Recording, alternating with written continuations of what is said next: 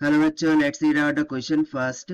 Deduce the condition that the vectors 5i cap plus 7j cap minus 3k cap and 2i cap minus bj cap plus ck cap may be parallel.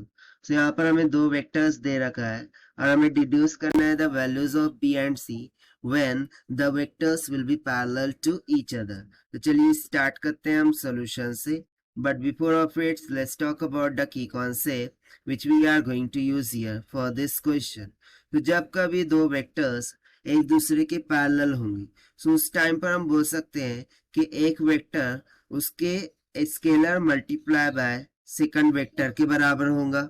ठीक है, ये concept हम यहाँ पर use करेंगे. सो हम suppose कर लेते हैं कि फर्स्ट वेक्टर है ए वेक्टर जिसका मान दे रखा है 5i cap plus 7j cap minus of 3k cap के इक्वल.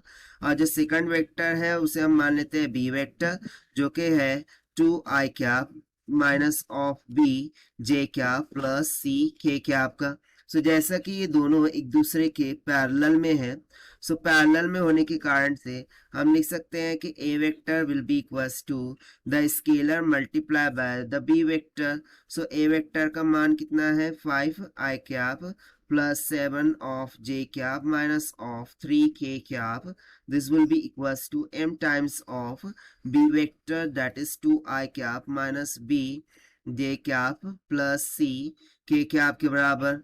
ना हम m को अंदर मल्टीप्लाई कर देते हैं, ये हो जाएगा 2m i cap minus of bm j cap plus cm K cap के इक्वल.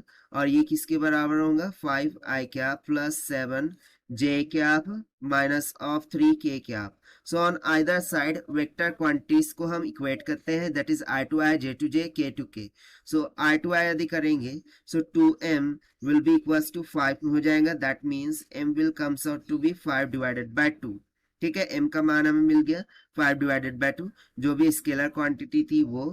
ठीक है, उसके बाद मैं यदि जे टू जे कंपेयर करूं सो देखिए इधर प्लस 7 है, उधर क्या है माइनस ऑफ बी एम. तो यहां से देखिए मुझे b का मान कितना मिल जाएगा -7 डिवाइडेड बाय m यानी कि divided by 5 divided by 2. 7 2 is 14 यानी कि ये कितना निकल के आएगा -14 डिवाइडेड बाय 5 के इक्वल. सो ये आ गया हमारे पास b का वैल्यू. ना c के लिए कैलकुलेट करते हैं. सो यदि मैं ये cm को इक्वेट कर दूं इस साइड सो मुझे क्या मिल जाएगा -3 will be equals to cm. So यहाँ से c will be equals to minus of 3 divided by 5 divided by 2. This will be equals to 3 2 is 6. So ये कितना निकल के आ जाएगा minus of 6 by 5 के इक्वल. ठीक है, so यहाँ से देखिए b और c का वैल्यू हमारा कितना निकल के आ गया है -14 by 5 एंड -6 by 5.